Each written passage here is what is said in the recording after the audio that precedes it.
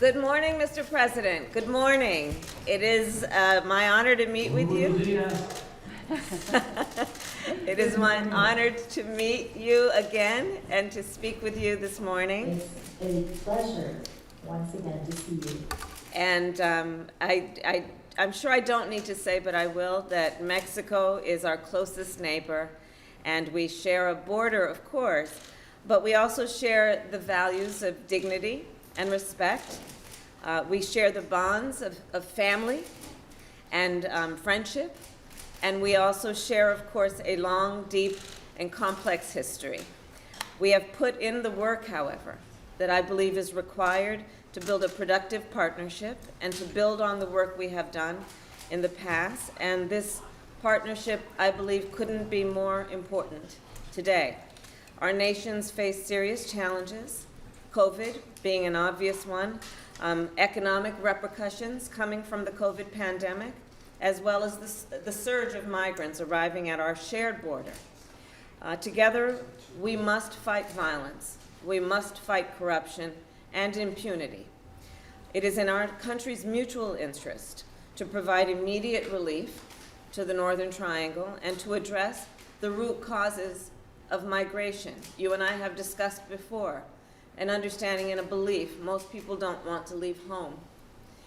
And when they do, it is often because they are fleeing some harm or they are forced to leave because there's no opportunity in their home.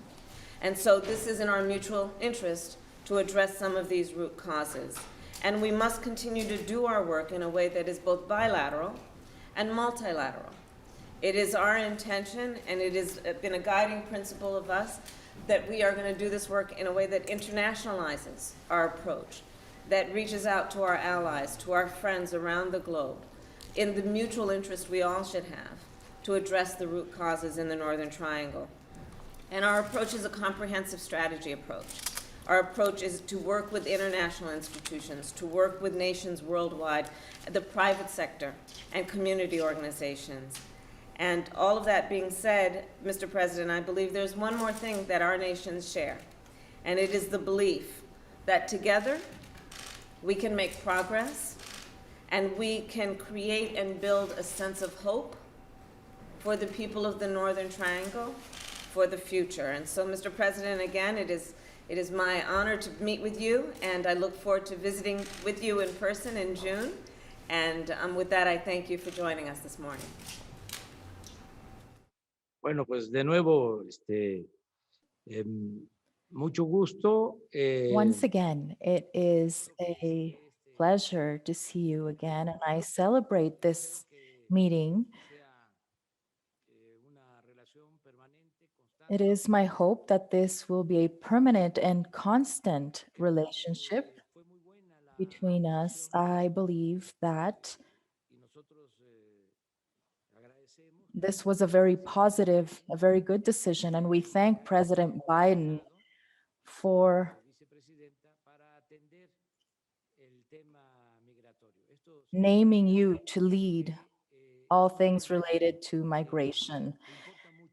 This is a topic, as I understand, that is very important to President Biden, as you have been appointed as Vice President to lead all efforts regarding these issues. It is in our best interests, based on our political, historical, and friendship relations.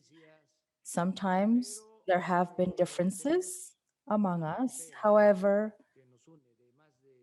we have a common border that is over 3,000 kilometers long, and we need to understand one another and avoid fighting.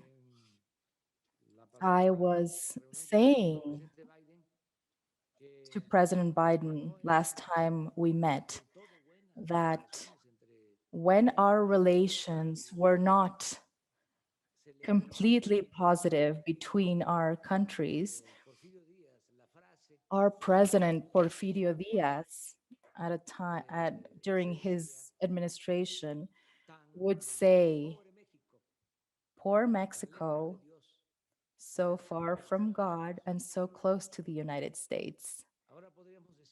However, now we can say, because our relations are so much better, we can say, "Blessed Mexico, so close to God and not so far from the United States."